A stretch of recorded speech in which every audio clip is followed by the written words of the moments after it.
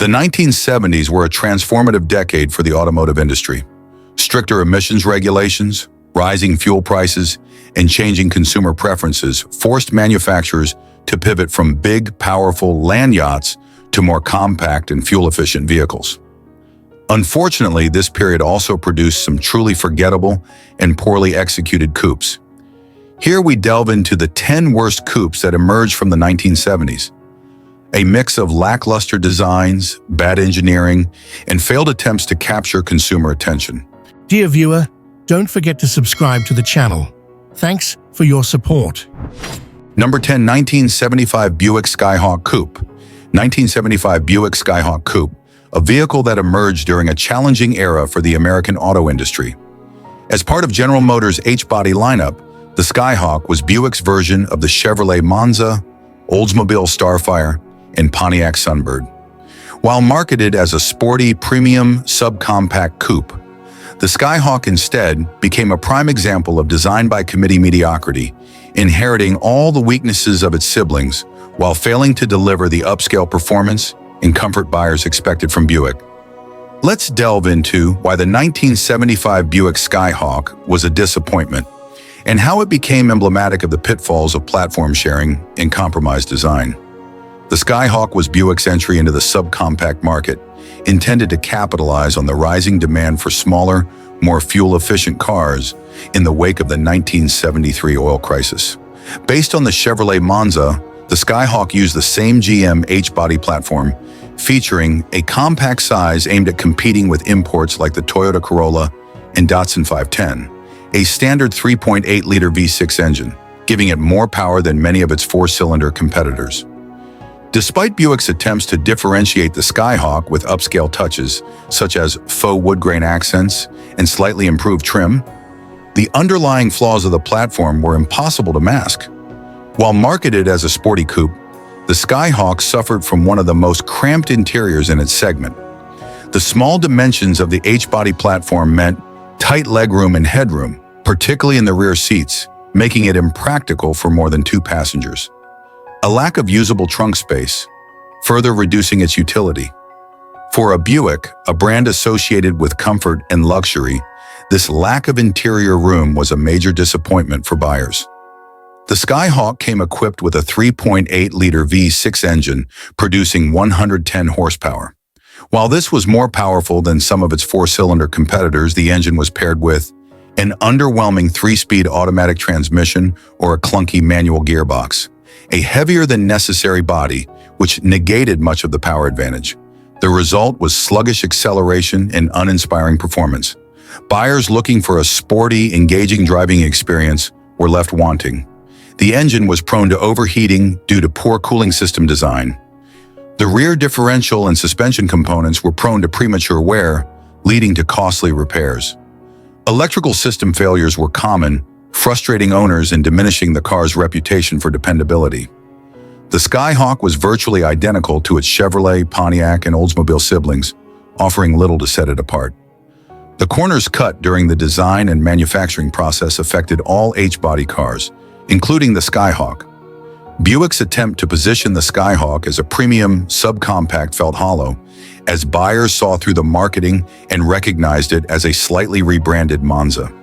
The Skyhawk's styling was uninspired, blending the awkward hatchback profile of the Monza with minor cosmetic changes, an overly long front end that seemed disproportionate to the short rear. Minimal differentiation from its GM siblings, which left the Skyhawk visually bland. Poor aerodynamics, which did nothing to improve its efficiency or performance. The oil crisis forced automakers to focus on fuel efficiency, but GM struggled to adapt, resulting in compromises like the heavy H-body platform. New emissions regulations hampered engine performance, and GM had yet to develop technology to mitigate these impacts effectively. The market for sporty subcompacts was growing, but GM's reliance on outdated design principles left the Skyhawk unable to compete with lighter, more agile imports. Ultimately, the 1975 Buick Skyhawk Coupe was a car that failed to deliver on its promises. Platform limitations, which resulted in cramped interior space and lackluster performance. Reliability issues, which tarnished its reputation. Mediocre styling, which failed to distinguish it from its siblings or its competitors. Instead of carving out a niche as a unique, sporty offering in Buick's lineup, the Skyhawk became a symbol of the mediocrity that plagued many GM vehicles of the era. It was neither luxurious enough to appeal to Buick's traditional buyers, nor sporty enough to attract younger drivers. Today, the Skyhawk is remembered more for its shortcomings than any meaningful contribution to Buick's legacy. The 1975 Buick Skyhawk Coupe serves as a cautionary tale about the dangers of trying to please too many audiences without fully committing to a clear identity. By failing to deliver on Buick's reputation for comfort or providing the performance expected of a sporty coupe, the Skyhawk became just another forgettable footnote in the history of the mid-1970s American auto industry. Number 9, 1971, Dodge Charger SE Coupe. 1971. Dodge Charger SE Coupe, a vehicle that exemplifies the transitional phase of the American muscle car. Born from a lineage of bold and aggressive performance machines, the 1971 Charger SE marked a turning point where the muscle car identity was softened, both figuratively and literally. By catering to the growing demand for comfort and luxury, Dodge created a car that lost much of its edge. The Dodge Charger was originally introduced in 1966 as a fastback muscle car, directly targeting buyers who sought high performance and aggressive styling. The second generation, 1968 to 1970, solidified the Charger's reputation as one of the most iconic muscle cars of the era, celebrated for its powerful engines, dramatic styling, and performance capabilities. The federal government imposed stricter emissions regulations. Rising insurance premiums on high-performance cars made them less accessible. A growing focus on comfort and practicality began to influence buyer preferences. The 1971 Dodge Charger SE Coupe reflected these changes, blending luxury and muscle. Unfortunately, this blend created a car that didn't excel in either category. The Special Edition SE trim was the premium offering of the Charger lineup, marketed as a more refined and luxurious variant. A softer suspension, tuned for comfort over handling. A range of engines, starting with the underwhelming 225 cubic inch Slant 6 and topping out with the powerful but rare 426 Hemi V8. While the Charger SE looked good on paper, in practice it fell short of expectations for both muscle car enthusiasts and luxury buyers. One of the SE's most glaring issues was its increased weight and compromised suspension. The 1971 model introduced a new fuselage body design, which prioritized curves and size over aerodynamics. This made the Charger heavier and less nimble than its predecessors. The SE's soft suspension reduced road feel and cornering ability. While this may have appealed to comfort-seeking drivers, it alienated the Charger's traditional muscle car audience, who prized sharp handling and road performance. The base engine lineup included uninspiring options like the Slant 6 and a lackluster 318 cubic inch V8. Buyers had to pay extra for performance engines like the 440 Magnum or the 426 Hemi. The focus on luxury features like plush interiors, air conditioning, and vinyl accents detracted from the raw, performance-oriented spirit of earlier Chargers. By blending elements of muscle and luxury, the SE felt like a compromise. A car that didn't excel in either category. The SE's emphasis on practicality gave it the feeling of a family car in disguise, which clashed with the bold, aggressive reputation of the Charger nameplate. Key factors included a spacious interior that was more suited to cruising than racing, a softened ride that prioritized comfort over thrills. For muscle car enthusiasts, this was a betrayal of what the Charger stood for. By 1971, the muscle car segment was crowded with strong competitors, including the Ford Mustang Mach-1, the Chevrolet Camaro SS, and the Pontiac GTO. These rivals retained more of their sporty identity, while the Charger SE leaned too far into the luxury space without matching the refinement of true luxury cars. The early 1970s were a tough time for muscle cars in general. The muscle car market was in decline, and Dodge's attempt to diversify the Charger lineup came off as unfocused. Buyers who wanted luxury opted for cars like the Buick Riviera or Lincoln Continental, leaving the Charger SE caught in an awkward middle ground. The 1971 Charger SE was not an unattractive car, but its styling failed to evoke the same excitement as previous models. The fuselage body design introduced a more streamlined appearance, but it lacked the aggressive stance of earlier Chargers. The SE trim added features like hidden headlamps and a vinyl roof, which felt out of place on a car that was supposed to embody muscle car bravado. The rear design, with its broad taillights, was unremarkable and contributed to a sense of visual weight and bulk. The Charger SE seemed caught between trying to appeal to upscale buyers and muscle car fans, and its design reflected this identity crisis. Today, the 1971 Dodge Charger SE Coupe is often viewed as a transitional model that reflects the changing priorities of the American auto industry. While it retains some nostalgic value, especially among moper fans, it is rarely seen as a high point in the Charger's history. By diluting its muscle car identity, Dodge alienated its core performance-oriented buyers. By failing to deliver true luxury refinement, the Charger SE was unable to attract upscale customers. In the end, the Charger SE Coupe was a car that tried to do everything and succeeded at very little. The 1971 Dodge Charger SE Coupe represents a moment in automotive history when the pressures of changing markets and regulations forced manufacturers to adapt. Number 8. 1977 Chevrolet Nova Coupe. 1977 Chevrolet Nova Coupe, a vehicle that epitomized mediocrity in an era of shifting priorities for the American auto industry. Once a popular compact offering in the Chevrolet lineup, the Nova became a victim of declining quality, outdated styling, and the increasing competition from both domestic and foreign automakers. By 1977, the Nova had lost much of its original charm, leaving buyers disappointed and contributing to its eventual decline. The Chevrolet Nova debuted in 1962 as a compact car designed to offer affordable, practical transportation. By the 1970s, the Nova had become a staple of Chevrolet's lineup, evolving into a small car with big aspirations, often marketed as a budget-friendly choice for families and younger buyers. The oil crisis, which created demand for fuel-efficient, reliable vehicles. Rising government regulations on emissions and safety. Increased competition from Japanese automakers like Toyota and Datsun, which offered economical and well-built alternatives. The Nova, once a strong competitor, began to falter under these pressures. The 1977 model year showcased these shortcomings in stark detail. Chevrolet offered the Nova Coupe as part of a lineup aimed at covering multiple demographics. The Nova was available with a range of engines and trims, but even these options couldn't hide its flaws. The boxy, uninspired design of the 1977 Nova Coupe was a carryover from the previous generation. Chevrolet attempted to modernize the Nova with larger bumpers and minor updates, but these only served to make the car look heavier and more awkward.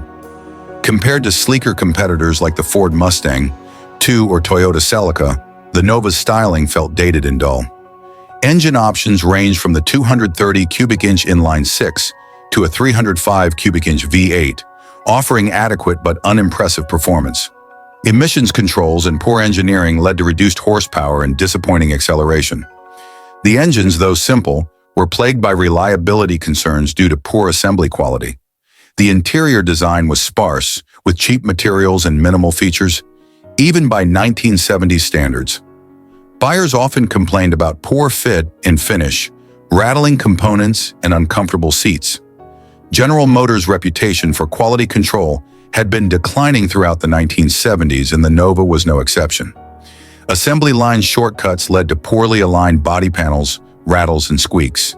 Mechanical problems, including engine oil leaks and unreliable carburetors, were common. Paint quality was subpar, with many Novas showing signs of premature rust and fading. Despite being marketed as a compact car, the Nova Coupe suffered from terrible fuel efficiency, even with its six-cylinder engine. The V8 options, though more powerful, were gas guzzlers, making the Nova unattractive to buyers looking for economical transportation. Japanese competitors like the Toyota Corolla offered far better fuel economy, sealing the Nova's fate in an era of rising fuel prices. The boxy proportions lacked the sleekness or sophistication buyers wanted in a compact coupe. Chevrolet's attempt to balance utility with sportiness failed, leaving the Nova looking outdated and unexciting. Competitors like the Ford Maverick and even GM's own Pontiac Ventura offered more compelling designs. General Motors had invested little in modernizing the Nova, relying on its established nameplate to draw buyers. This complacency made the Nova seem stale, especially as competitors introduced more advanced features and designs. The compact car market of the late 1970s was highly competitive. Japanese automakers were making significant inroads with cars that offered better reliability, fuel economy, and build quality. The Nova simply couldn't compete with imports like the Datsun 510 or even domestic rivals like the Ford Granada. By 1977, the Nova had become a symbol of General Motors' struggles during the decade. Its sales declined as buyers increasingly turned to imports or other GM compacts like the Chevrolet Chevette. Its reputation for mediocrity and unreliability overshadowed its initial promise. While some buyers still appreciated the Nova's affordability, it was increasingly seen as a car for those with no other options. Today, the 1977 Nova Coupe is remembered as a vehicle that exemplified the decline of American compact cars in the face of changing market demands. It serves as a cautionary tale about the dangers of complacency and poor quality control. For Chevrolet, the Nova's shortcomings highlighted the need to innovate, which ultimately led to its replacement by the more modern Chevrolet Citation in 1980. The 1977 Chevrolet Nova Coupe was a car that reflected the struggles of an industry at a crossroads. Burdened by quality issues, poor fuel economy, and uninspired design, it failed to excite buyers or adapt to a changing market. Number 7, 1974, Lincoln Continental Mark IV Coupe. 1974, Lincoln Continental Mark IV Coupe, a vehicle that epitomized the over-the-top nature of American personal luxury cars in the 1970s.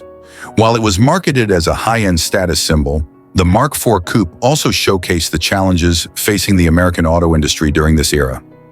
Fuel inefficiency, impractical size, and a focus on ostentation over substance. The Lincoln Continental Mark IV, introduced in 1972, followed the successful Mark III as part of Lincoln's personal luxury lineup. Aimed at wealthy buyers who valued prestige, the Mark IV featured bold styling, a plush interior, and a massive V8 engine. By 1974, however, the Mark IV's design and features had become emblematic of the outdated excesses of the luxury market, particularly in the wake of the oil crisis. The Mark IV's design was long, low, and wide, with an overall length of nearly 19 feet and a curb weight exceeding 5,200 pounds. The long hood and short deck proportions, while classic for the era, were exaggerated to the point of impracticality. Its signature features like the Continental spare tire hump on the trunk lid and the massive grille were intended to exude elegance, but often came across as ostentatious. The hidden headlamps and vinyl roof added to its flamboyant appearance, but did little to improve practicality. Inside, the Mark IV offered luxury amenities such as plush velour or leather seats, thick carpeting, and wood grain trim. However, its sprawling exterior dimensions did not translate to interior space, with cramped rear seating and a limited trunk capacity due to the faux spare tire hump. The overall design prioritized appearance and luxury over usability and practicality. At the heart of the Mark IV was its 7.5-liter, 460 cubic inch V8 engine, which was emblematic of 1970s American luxury cars. The engine produced a respectable 220 horsepower, but was saddled with the weight of the massive vehicle, resulting in lethargic acceleration.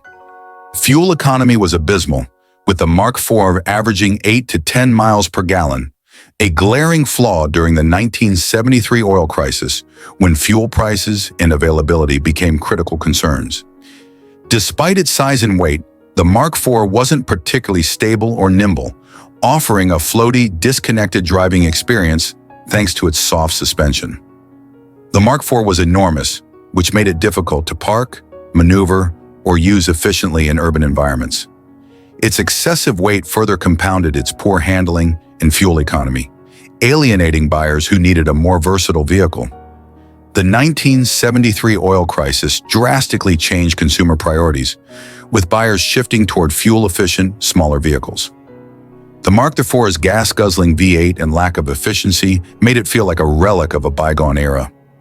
While the Mark IV succeeded as a status symbol, it lacked the practical qualities that increasingly mattered to consumers.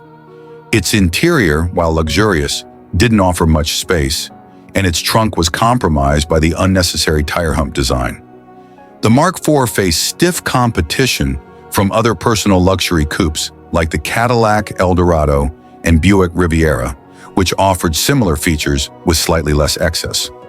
Foreign luxury automakers like Mercedes-Benz and BMW began appealing to American buyers with smaller, more refined vehicles, highlighting the Mark IV's dated approach to luxury. The Mark IV Coupe's legacy is one of style over substance. It represents a time when American automakers prioritized size, power, and visual opulence, often at the expense of practicality and efficiency. While it had its admirers and remains a collectible classic for enthusiasts, the Mark IV's excesses highlight the pitfalls of ignoring market trends and consumer needs.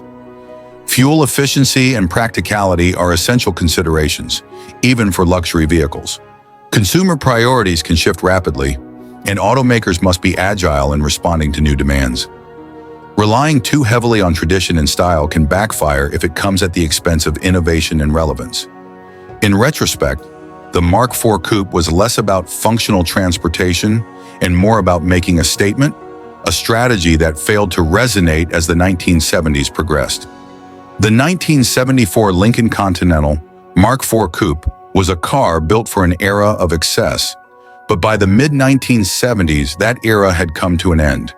Its enormous size, poor fuel economy, and impractical design made it a symbol of a luxury market that was increasingly out of touch with consumer realities. While it holds nostalgic value today, the Mark IV remains a cautionary tale for automakers. Luxury without practicality has a short shelf life. Number 6, 1973, AMC Hornet Hatchback Coupe. 1973, AMC Hornet Hatchback Coupe, a vehicle that aimed to compete in the growing compact car segment, but ultimately failed to deliver on its promise. While the Hornet was an important model for American Motors Corporation, AMC, in terms of sales, the hatchback coupe variant was marred by awkward styling, disappointing performance, and subpar build quality. Introduced in 1970, the AMC Hornet was designed to be a practical, affordable compact car that could compete with offerings from the big three automakers and the rising tide of imports. The hatchback coupe, launched in 1973, was intended to add versatility to the lineup, appealing to younger buyers and those seeking a sporty yet functional vehicle. However, despite its practicality on paper, the hatchback coupe fell short of expectations, becoming an uninspired compromise in a highly competitive market. The hatchback coupe's design was a mix of conflicting elements that failed to create a cohesive look. Its long, sloping roofline didn't flow naturally into the rear, creating an odd profile that looked awkward rather than sleek. The short hood and upright grille clashed with the coupe's rear-heavy proportions, making the car appear unbalanced. AMC added sporty touches like fake hood scoops and chrome accents, but these features felt more like afterthoughts than genuine attempts at design flair. The interior was functional but uninspired, featuring cheap materials and minimal amenities that were quickly becoming outdated by the standards of the early 2000s, 1970s. Despite its hatchback design, which was meant to enhance practicality, the cargo space was limited due to the sloping roofline, making it less versatile than competitors.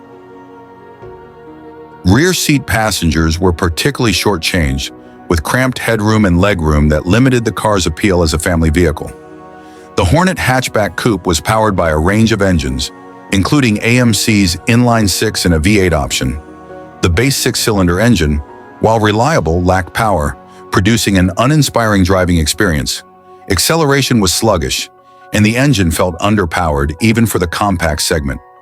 The optional 304 cubic inch V8 offered more performance but came with poor fuel economy, a major drawback during the fuel-conscious 1970s. The 3-speed manual transmission was standard, but it was often criticized for its clunky operation. The optional automatic didn't fare much better, sapping what little performance the car had. Handling was another weak point. The hatchback coupe's soft suspension and vague steering made it feel less responsive than rivals, such as the Ford Maverick or Toyota Corolla. One of AMC's long-standing issues was its reputation for poor build quality, and the Hornet hatchback coupe was no exception. Fit and finish were often inconsistent, with misaligned body panels and interiors that quickly showed wear. Rust resistance was another Achilles heel. Many Hornets succumbed to corrosion far earlier than competing models, further tarnishing their reputation. These issues made the Hornet feel cheap and disposable, undermining AMC's efforts to compete with more polished vehicles from both domestic and international automakers. The hatchback coupe's styling lacked the sporty appeal buyers expected from a coupe, and its design was neither sleek nor practical. Instead of standing out, the Hornet's appearance faded into the background, making it forgettable in a crowded market. The car's sluggish engines and uninspiring handling couldn't compete with the nimble imports and more powerful domestic compacts. The lack of refinement in the drivetrain further eroded its appeal. Poor manufacturing standards and a tendency to rust prematurely hurt the Hornet's reputation for reliability and long-term ownership. The early 1970s compact car market was fiercely competitive, with models like the Ford Pinto, Chevrolet Vega, and even imports like the Datsun 510 and Volkswagen Beetle offering better design, performance, and reliability at comparable prices. The 1973 AMC Hornet hatchback coupe was an ambitious attempt to diversify the Hornet lineup, but its awkward proportions, poor build quality, and uninspired performance kept it from achieving its potential. While it may hold nostalgic value for some, it stands as a case study in the challenges faced by smaller automakers during a pivotal time in automotive history. Number 5, 1971, Mercury Montego Coupe. 1971, Mercury Montego Coupe, a car that epitomizes the challenges of being stuck in the middle, neither a standout performer nor an iconic design. Overshadowed by its competition and even its own siblings, the Montego Coupe was overweight, underpowered, and plagued by uninspired styling. As a result, it failed to leave a lasting impression on the market or automotive history. The Mercury Montego debuted in 1968 as a mid-size offering positioned above the more basic Ford Fairlane, aiming to provide a touch of luxury without venturing into full-size car territory. By 1971, the Montego Coupe had received a redesign that introduced a bulkier frame, new styling cues, and a larger engine lineup to keep pace with competitors in the burgeoning mid-size segment. However, these changes didn't translate into success. Instead, the 1971 Montego Coupe became a symbol of uninspired design and performance, struggling to find its footing among its peers. The 1971 Montego Coupe featured conservative styling that failed to capture the boldness of its competitors. The front fascia was dominated by a large rectangular grille flanked by dual headlights, a design that lacked any unique or striking features. The bodywork relied heavily on straight, slab-sided panels, giving the car a boxy, overweight appearance that did little to evoke excitement or sportiness. At nearly 4,000 pounds, the Montego Coupe looked as heavy as it felt, with proportions that leaned more toward utilitarian than stylish. Inside, the Montego Coupe was equally uninspired, with basic materials and an outdated dashboard layout. While Mercury marketed it as a premium option, the cabin lacked the refinement expected of a luxury-leaning coupe. The overall design was too similar to the Ford Torino, undermining its distinctiveness within the Mercury lineup. The Montego Coupe came with a range of engines, from a 250 cubic inch inline six to a 429 cubic inch V8. The base engine was woefully inadequate for a car of the Montego's size, producing lackluster acceleration and making the car feel sluggish. Even the larger V8 options struggled to overcome the Montego's excessive weight, resulting in mediocre performance across the board. The Montego Coupe's soft suspension prioritized comfort over agility, making it feel more like a family sedan than a sporty coupe. Cornering was uninspired, with significant body roll and vague steering that didn't instill confidence in the driver. Competitors like the Pontiac Le Mans or Chevrolet Chevelle offered far more engaging driving experiences, leaving the Montego feeling outdated by comparison. The early 1970s were a highly competitive time for midsize coupes, with rivals offering more appealing designs and better performance. Ford Torino, its corporate sibling, outshone the Montego with sportier looks and similar mechanicals at a lower price. Chevrolet Chevelle and Pontiac Le Mans offered a range of options, from practical to performance-focused, stealing much of the market's attention. Dodge Charger brought muscle car styling and performance to the midsize segment, making the Montego look pedestrian in comparison. Even within Mercury's own lineup, the Montego Coupe was overshadowed by the Cyclone, which boasted a more aggressive design and sportier performance. This left the Montego Coupe in a no-man's land, appealing neither to performance enthusiasts nor to luxury buyers. The Montego Coupe's bland design lacked the flair or boldness needed to compete in a segment defined by distinctive and exciting cars. Weighing nearly 2 tons, the Montego was simply too heavy for its engines to deliver competitive performance. Its suspension and handling characteristics were tuned for comfort, making the car feel disconnected from the road.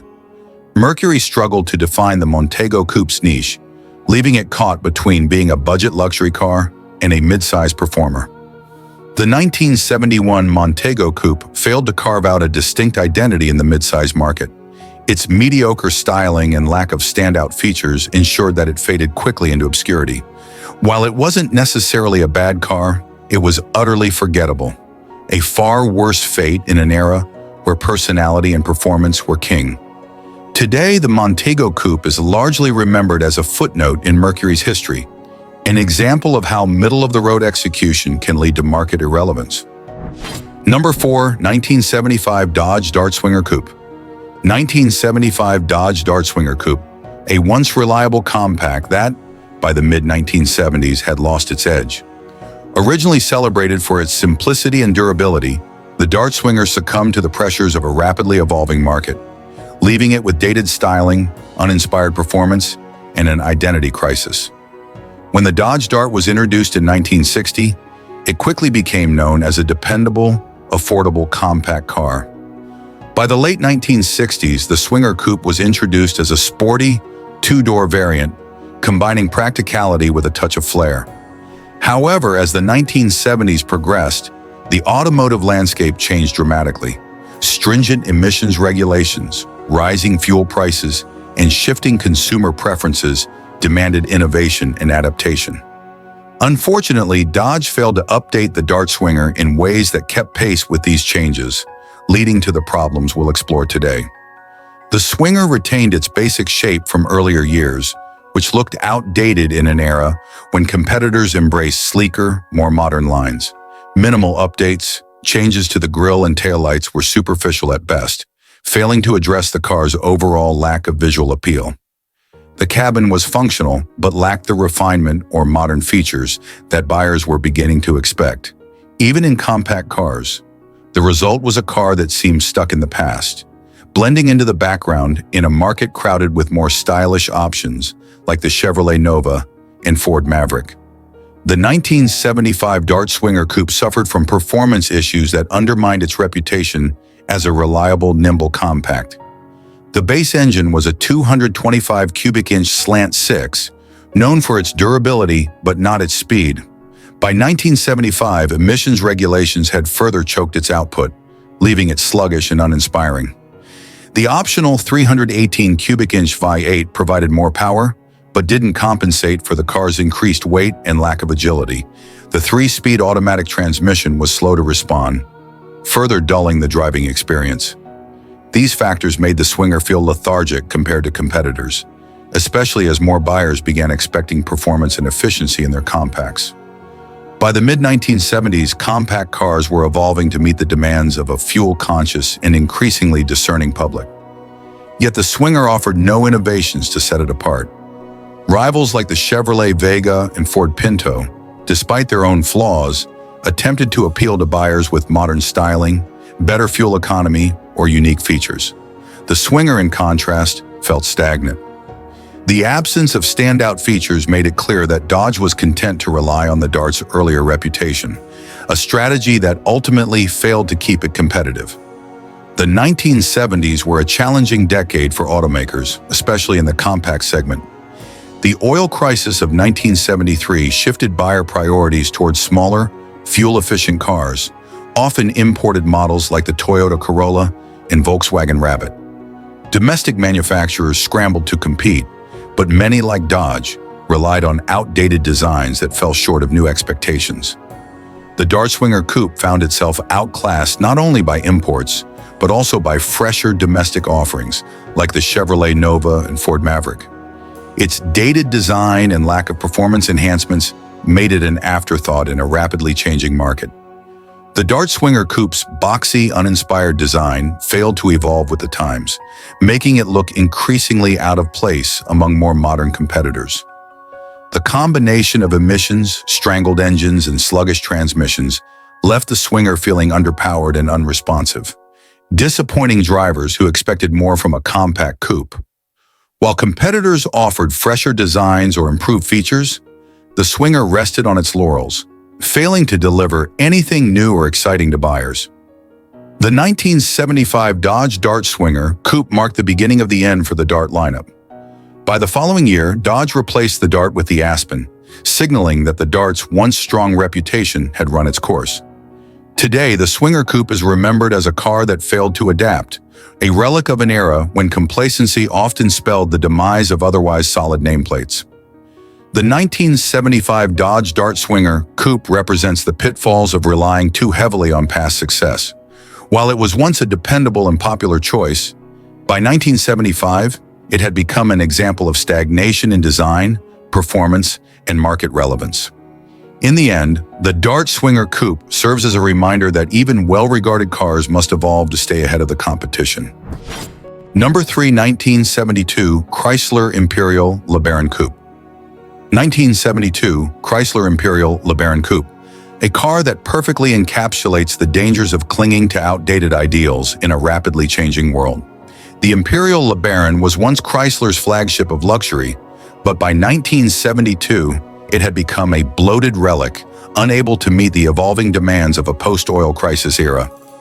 The early 1970s marked a turning point in the automotive industry. Consumers were becoming increasingly conscious of fuel efficiency, environmental concerns, and practicality in their vehicles. The 1973 oil crisis, though just around the corner, was already beginning to influence consumer behavior as smaller, more efficient cars gained favor. Luxury coupes, with their emphasis on size, power, and comfort, were increasingly seen as indulgent and out of touch. The 1972 Chrysler Imperial LeBaron Coupe, designed before these shifts fully took hold, would ultimately find itself struggling to stay relevant. The Imperial LeBaron Coupe was enormous, with dimensions that dwarfed most other luxury coupes on the market. Stretching nearly 230 inches and weighing over 5,000 pounds, the LeBaron Coupe felt more like a land yacht than a car. Maneuvering it in urban environments or parking lots was a challenge for most drivers. The massive size contributed to poor fuel economy, a glaring issue at a time when rising gas prices were beginning to shape buyer priorities. The sheer bulk of the car made it feel outdated in an era where luxury was starting to be redefined as sleek, modern, and efficient. The LeBaron Coupe's design felt like a relic of the 1960s, with little effort to modernize its appearance. Its slab-sided body, excessive chrome trim, and formal roofline lacked the innovation and flair seen in competitors like the Cadillac Eldorado or Lincoln Continental Mark IV. Overuse of chrome, the front grille and trim relied heavily on chrome accents, which gave the car a flashy yet antiquated look, failing to resonate with buyers seeking modern sophistication.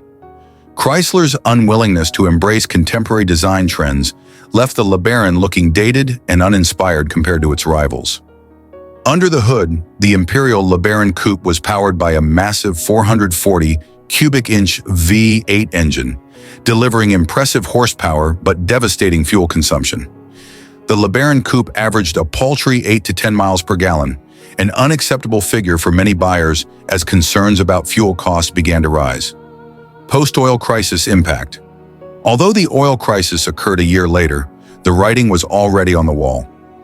Buyers were beginning to prioritize fuel-efficient vehicles, and the LeBaron's gluttonous appetite for gas made it an increasingly impractical choice. For a car marketed as a luxury vehicle, the crippling fuel costs undermined its appeal. By 1972, the Imperial nameplate struggled to define itself in a market dominated by better-known luxury brands. The LeBaron Coupe, while technically Chrysler's top-tier offering, failed to differentiate itself from more mainstream models in the Chrysler lineup. Competitor advantage. Cadillac and Lincoln had stronger brand recognition and more modern designs, leaving the Imperial LeBaron struggling to compete for attention. The LeBaron Coupe became a vehicle for loyalists rather than a car that could attract new buyers. Sales of the 1972 Chrysler Imperial. LeBaron Coupe reflected its disconnect from consumer demands. The car's high price, combined with its outdated styling and poor fuel economy, alienated potential buyers. As competitors embraced more forward-thinking designs and technologies, the Imperial seemed stuck in the past, failing to adapt to a changing world. By the late 1970s, Chrysler would retire the Imperial nameplate altogether, marking the end of an era for the once proud brand. The 1972 Imperial LeBaron Coupe serves as a reminder that even flagship models must evolve with market demands. Sticking to outdated ideals of size and excess left the car out of step with consumer priorities. By the early 1970s, the definition of luxury was changing. Buyers sought innovation, style, and efficiency, not just sheer size and chrome-laden ornamentation. The looming oil crisis would prove that no car, luxury or otherwise, could afford to ignore fuel economy. The 1972 Chrysler Imperial LeBaron Coupe was a car built for a bygone era, unable to keep pace with the changing tastes and priorities of the early 1970s. Its excessive bulk, outdated styling, and insatiable appetite for fuel made it feel obsolete at a time when the automotive world was moving towards smaller, more efficient designs. While it remains a symbol of mid-century American excess, the LeBaron Coupe ultimately serves as a cautionary tale about the importance of staying relevant in an ever-evolving market. Number 2. 1970 Ford Maverick Coupe. 1970 Ford Maverick Coupe, a vehicle that was marketed as an affordable, efficient compact but ultimately fell short due to critical design and quality flaws. While the Maverick initially showed promise as a contender in the growing compact car market, its rust-prone construction, low-quality interior, and uninspiring performance relegated it to a reputation of mediocrity. In the late 1960s and early 1970s, compact cars were gaining traction in the U.S. market as younger buyers and budget-conscious families sought smaller, more economical alternatives to the dominant full-size sedans. The Volkswagen Beetle had already proven that compact cars could succeed in America, and domestic automakers were eager to claim a share of this growing market. The Ford Maverick was introduced in 1970 as Ford's answer to the Beetle and its American rival, the Chevrolet Nova. Priced at just under $2,000, the Maverick aimed to offer budget-conscious buyers a modern, stylish, compact car. However, its execution failed to match its ambitions. One of the most notorious problems with the Maverick Coupe was its vulnerability to rust. Cost-cutting measures in manufacturing led to the use of low-grade steel, which proved highly susceptible to corrosion. The Maverick lacked sufficient undercoating and protective measures, making it especially vulnerable in regions with harsh winters or salty coastal air. Many Mavericks developed rust issues within just a few years, undermining its reputation for value and dependability. For a car marketed as economical, rust repairs added unexpected costs, frustrating owners who had chosen it for affordability. Ford's focus on keeping the Maverick affordable resulted in significant compromises in interior quality. The interior was minimalist to a fault, with bare-bones features that felt more Spartan than sleek. Low-quality materials, plastics and vinyl used in the cabin wore out quickly, cracking and fading under sunlight.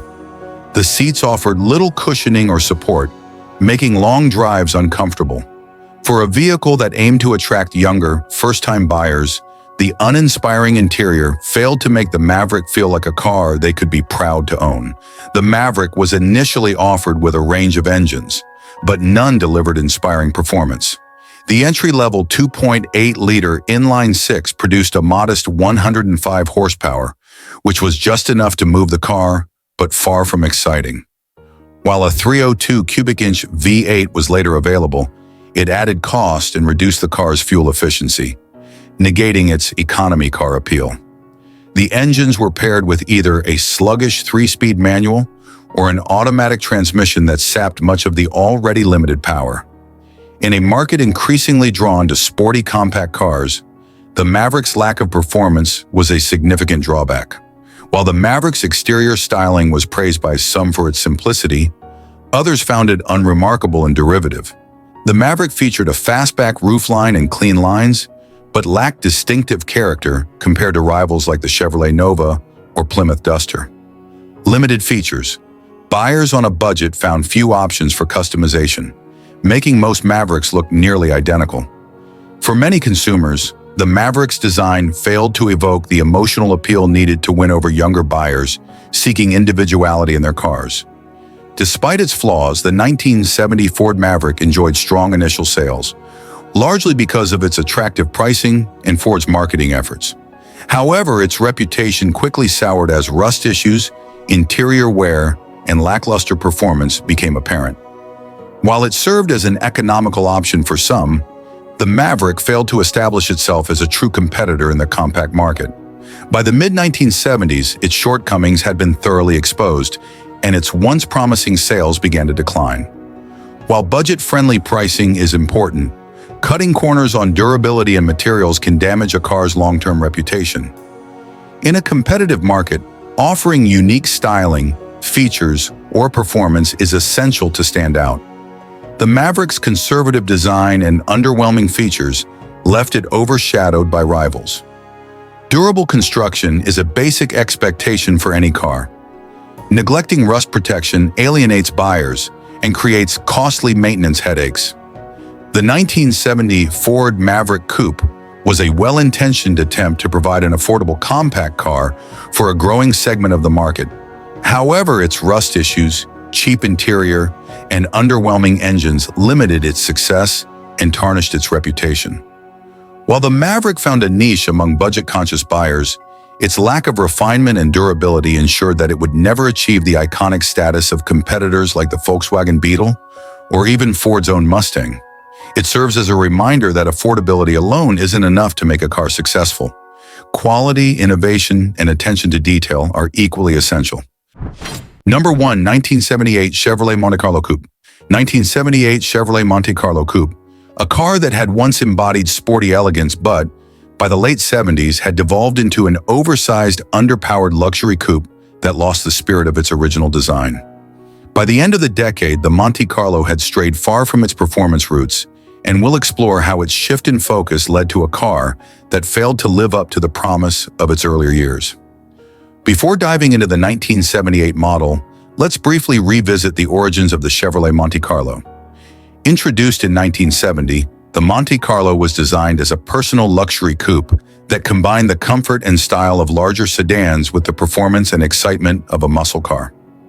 In its early years, the Monte Carlo featured sharp styling, powerful V8 engines, and a smooth, aerodynamic design, making it a hit with American consumers seeking both performance and luxury. However, by the late 1970s, the Monte Carlo had lost much of its muscle car spirit and become a victim of market changes and regulatory pressures. By the late 70s, the Monte Carlo had grown significantly in size, losing the sleek, sporty profile it had once been known for. The 1978 Monte Carlo was heavier and bulkier than earlier models, measuring nearly 16 feet in length. While larger vehicles had become more popular in the wake of the muscle car era, the Monte Carlo's bloated proportions detracted from its once streamlined aesthetic. Instead of the aggressive stance of previous years, the 1978 model looked like an oversized, sluggish cruiser. The added bulk made the Monte Carlo less nimble, and it began to lose its appeal as a car that offered both luxury and performance. Perhaps the most disappointing aspect of the 1978 Monte Carlo was its lackluster performance. By 1978, new government regulations, including stricter emission standards and rising fuel prices, had drastically affected the performance of American cars. The Monte Carlo's engine options reflected these limitations. The car came with a range of V8 engines, but they were all relatively underpowered compared to the muscle cars of the 1960s and early 70s. The largest available engine was a 350 cubic inch V8 that produced only 160 horsepower, far from the high-output engines that had once made the Monte Carlo a performance icon. For a car that had once been known for offering an exciting driving experience, the 1978 Monte Carlo simply didn't have the power to match its looks. The result was a luxury car that lacked the thrilling performance that buyers had come to expect from the brand. By 1978, the Monte Carlo had been rebranded as more of a luxury vehicle than a performance coupe, which alienated many of its early fans. The 1978 model had a softer, less aggressive look compared to its predecessors. The once sharp lines were replaced by smoother contours and more subdued detailing. The front end, with its large boxy grille, lacked the sporty edge that had made earlier Monte Carlo so distinctive. In place of performance, the focus shifted to creature comforts, with more emphasis on plush interiors, sound insulation, and a cushy ride. This approach catered more to older buyers seeking a comfortable cruiser than the performance-oriented buyers who had embraced the car in its prime. The car's shift from sporty coupe to soft luxury cruiser meant that it no longer stood out in the same way. It became more of a shadow of its former self, appealing to a market that was less interested in performance and more concerned with comfort. By 1978, American buyers were changing their tastes, and the Monte Carlo's shift in identity didn't align well with market trends. With rising fuel costs, buyers were becoming more conscious of fuel economy and less interested in oversized, fuel-thirsty cars. The Monte Carlo, with its bulky frame and underpowered engines, didn't meet these new expectations. Meanwhile, other manufacturers were beginning to offer more efficient, better-performing vehicles that appealed to the same buyer demographics, making the Monte Carlo seem dated in comparison. The 1978 Chevrolet Monte Carlo Coupe serves as a cautionary tale about the dangers of losing sight of a car's core identity. Once a symbol of American performance, the Monte Carlo became a victim of oversized design, underwhelming performance, and a misdirected shift toward luxury. While the model would continue in production for years, the 1978 version remains a low point in its history, a stark reminder of how easily a car can lose its appeal when it strays too far from what made it successful in the first place.